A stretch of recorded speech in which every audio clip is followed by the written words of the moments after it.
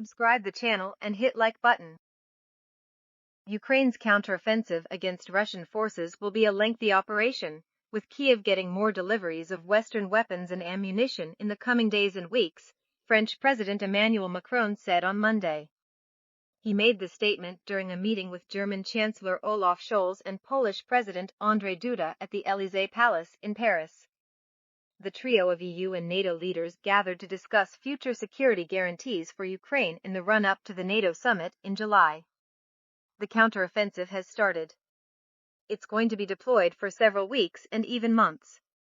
We are supporting it within the limits that we set ourselves, Macron said.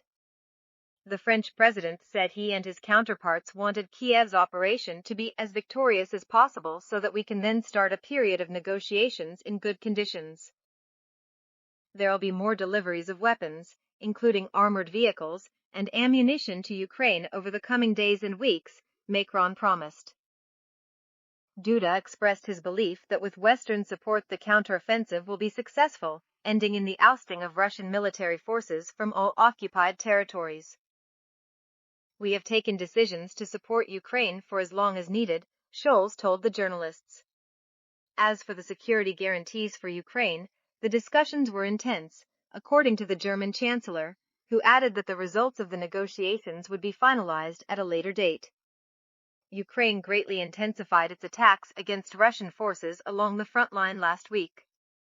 According to Moscow, the Ukrainian military has been unable to breach Russian defenses and has suffered significant casualties, while also losing some of its Western-supplied Leopard 2 tanks and Bradley fighting vehicles. On Saturday, Ukrainian President Vladimir Zelensky acknowledged that Kiev's forces have been conducting counteroffensive and defensive actions, but refused to provide any further details.